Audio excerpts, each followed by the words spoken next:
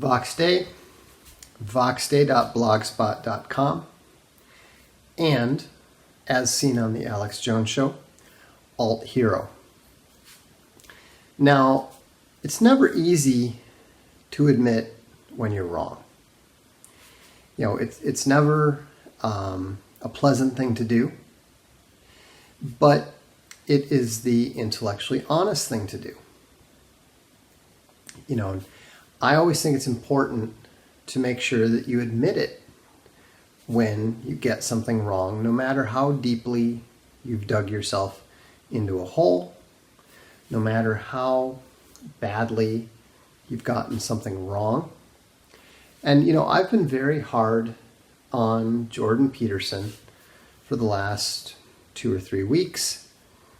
And, you know, a lot of people have pointed out that, you know, I was maybe overdoing it. They pointed out that, you know, I expressed an opinion before I'd read his books, before I'd watched his videos and that sort of thing. And you know, there is a element of truth to that. You know, and there is always a certain amount of danger when you go public with assertions if your information is less than perfectly complete. And so, you know, what I claimed, and I made an erroneous assertion when I said that Jordan Peterson was a globalist shill because he wrote the narrative for the UN high-level panel report called A New Global Partnership that was published in 2013, and that the panel had John Podesta, among others, on it. And the thing is that, you know, I had a good reason for making that mistake. No, he did not write that. That's the point. I said that he wrote that, but it was a mistake on my part. Now, in fairness to myself, I have to say that I was led into this error by Jordan Peterson himself, because he said that he had written the narrative for a high-level report that was released in 2013. And A New Global Partnership was the only UN high-level panel report that was released in 2013. So I regret the error. I apologize to Jordan Peterson for having gotten that wrong. And so I would like to retract that assertion that Jordan Peterson is a globalist shill because he wrote the narrative for A New Global Partnership. As far as we know, he did not. However, I would also like to point out that Jordan Peterson is a globalist shill because he wrote the narrative for the 2012 report, which is called Resilient People, Resilient Planet, A Future Worth Choosing. And instead of John Podesta on the panel, the person to whom he was connected, in fact, the co-chair of the panel, was Jacob Zuma. Now, if you don't know who Jacob Zuma is, he's the former president of South Africa, the former head of the African National Congress, and he is primarily famous for advocating the expropriation of South African land from white people without compensation. Not only that, but the specific team with whom Jordan Peterson was associated directly, the people with whom he actually worked, happened to be a guy who was convicted in 2009. I'm not sure what the crimes were for. I haven't looked that up. But he is someone who is runs a George Soros-funded organization. And another guy in his little group of four was the number 2 central banker in Canada. Not basically, he was the equivalent of the number 2 at the Federal Reserve, only the Canadian version. And so what we know from this is that Jordan Peterson is not only a globalist shill who backs, supports, and literally writes the narrative for these United Nations Sustainable Development reports, but he has been in bed with the banksters and with the globalists since at least 2004. This guy is seriously bad news. This guy is absolutely someone that you should not listen to at all. So he tells you to clean your room. So what? My mother told me to clean my room when I was 4 years old. All right? So, when you look at Jordan Peterson's connections, when you look at the way that his new buddies in the intellectual dark web, like Ben Shapiro, are openly defending the deep state, it is very, very clear that Jordan Peterson is a creature of the global swamp. And it gets worse, too. Somebody recently drew my attention to Jordan Peterson trying to dismiss concerns about high-level pedophilia in Canada. And so, this guy there's a very good possibility. There is a more than reasonable probability that this guy has some serious skeletons in his closet. And so, if you look, the more that you look into Jordan Peterson's background, the more that you're going to find some serious red flags. And so, don't be surprised when the media starts digging stuff up about this guy. And so, I was not surprised when I heard about this. This was back in I'll have to look it up, but this was back around that 2004 timeframe, and he was very prominently called upon to dismiss as conspiracy theory the idea that there were higher level people involved in protecting the pedophiles who ended up being convicted. And this was despite the fact that the person who originally, the police officer who originally uncovered the whole thing, came right out and said, this is what's going on. And the thing is that Peterson's defense of this was all very generic and abstract and talking about how people who believe in conspiracy theories are untrusting and that sort of thing. Well, the thing is that maybe back in 2004, or whenever it was, 2009 maybe it was, maybe that line of defense was convincing. But it is no longer convincing in light of what we now know in terms of Rotherham in England. There's 2 major grooming rings in England that we know about, where the police authorities actively protected the sex criminals involved in taking advantage of hundreds of young girls. And That's not even getting into the whole Jimmy Savile thing, which we now know about. And so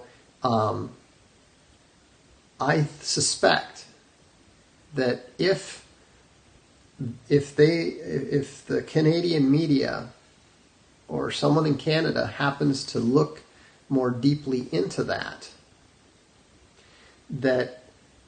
it's going to be very interesting to see whose connections were the reason that Jordan Peterson was the individual summoned to try to dismiss it. All right? And so, these revelations about the man are entirely consistent with his philosophy. His philosophy is openly evil. His philosophy is not, contra most of his fans' assumptions, respectful of the Bible and respectful of Christianity in any way. The fact that you talk about them as myth and you talk about the importance of myth and all this sort of thing it's more polite than calling them fairy stories. But in some ways it's actually more damaging. Because, if you're a frothing at the mouth new atheist who's just complaining about, fairy tales and no evidence and that sort of thing, you're very easily dismissed. It's very, very easy to demonstrate that what those people are saying is objectively false. On the other hand, when you are talking about myth and you're talking about tradition and you're babbling away in this huge fog of barely penetrable citations and these meandering stream of references that resemble a Joyce novel more than anything else, more than anything coherent. It's difficult to disprove that because it's just nonsense. I mean, how do you factually disprove ambiguous nonsense? It's very, very difficult because there's nothing there. When somebody tells you, 2 plus 2 is 37, it's relatively easy to prove that that's not the case. But when the person is going on and babbling about, the snake in the tree is because the Garden of Eden and children in the trees and vision over the horizons and this relates to the shame one feels and is not worthy of taking one's pills. I mean, how do you disprove that? There's nothing there to disprove. It's just this streaming salad of words. It's like being presented with a fruit salad and someone says, well, critique that. Critique that argument. You're looking at it and, forget Stefan Molyneux's that's not an argument. It's a fruit salad. There's nothing to argue about it. And so,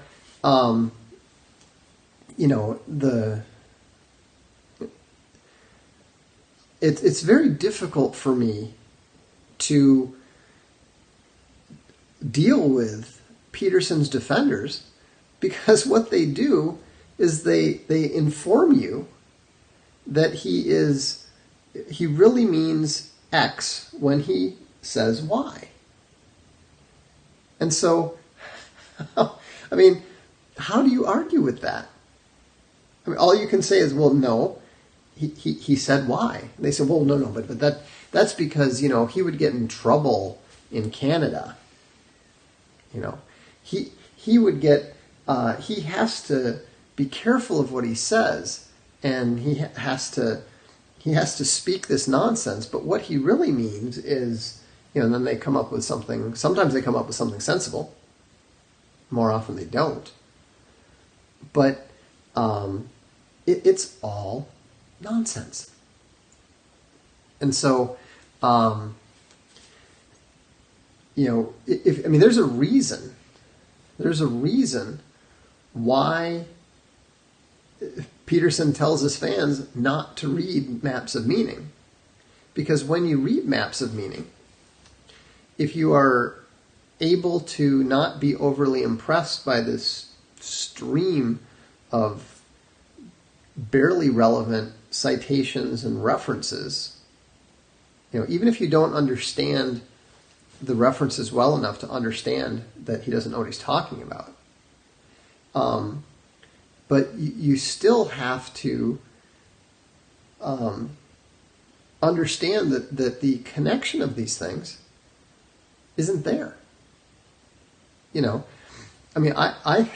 thought the argument that Richard Dawkins gave when he tried to argue that being raised Catholic was worse than being sexually molested as a child was the worst argument that I'd ever encountered.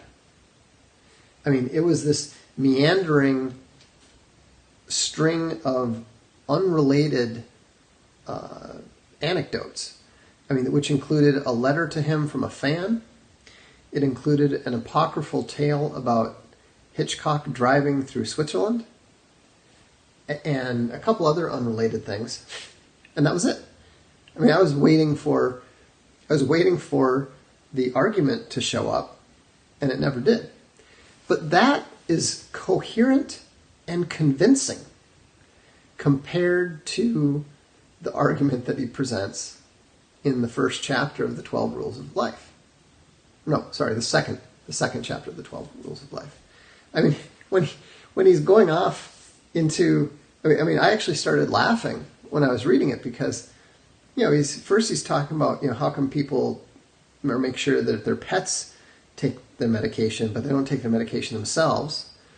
And then suddenly he's wandering off into the Garden of Eden. He's meandering into evopsych and connecting the two, and then reaching the conclusion that everybody is too ashamed to take their pills. And it's funny. So a comment was just made saying, "So you're saying that you can't understand what he's saying that's wrong?" No, I'm not saying that at all. I can disprove many of the things that he is saying. I can show you that many of the things that he's saying is wrong. All right? Like, for example, when he says that all man thought differently before 500 years ago. That's not true. It is not true that people today fundamentally think any differently than they did 500 years ago, or 1,000 years ago, or 2,500 years ago. I guarantee you, if you read Aristotle, Sextus Empiricus, Murasaki Shikibu, any of these writers, you will see that they think very much like we do. They have different perspectives. They have different contexts. But there's absolutely no way that the average person thinks empirically. All right? And so anyhow, the other thing that the commenter probably didn't understand is that in these strings of nonsense, of bizarre and invalid connections, all you have to do to destroy the argument is be able to cut the string that connects them. And there are many such cuts. There are many such points of failure it is very easy to demonstrate that particular point and technically disprove the person, but it's very difficult. For example, it's because he's drawing such bizarre connections. If I were to simply prove that his syllogism doesn't hold up, the average person's response to me is going to be, well, what does that have to do with it? To which my response is, exactly. It's both wrong and unrelated. At which point, that's often the point at which the sufficiently intelligent or the sufficiently open-minded individual realizes, oh, Jordan Peterson's crazy. But the Peterson defender just does the la la la la la. I can't hear you. I don't want to hear it. He's doing so much good. But the thing is here is what Peterson is functionally doing in terms of the good that he is doing, is that he is helping young men jump from the fire into the frying pan. Now, you might say, oh, that's good. That's progress. It's really not. Because whether you're in the fire or whether you're in the frying pan, you're still going to get cooked. The only way, there is no natural progression from the fire to the frying pan to getting out of the kitchen, or even getting out of the oven. And so, if you're not helping young men get out of the fire, the frying pan, the oven, and even the kitchen, then you're not helping them. Maybe you're not making the situation considerably worse, except for the fact that if they think that this is a valid path. It's not a valid path. To go from, depression and nihilism to existential relativism isn't going to help. How does he hurt young men? He's putting them on a false path that is not going to improve their lives.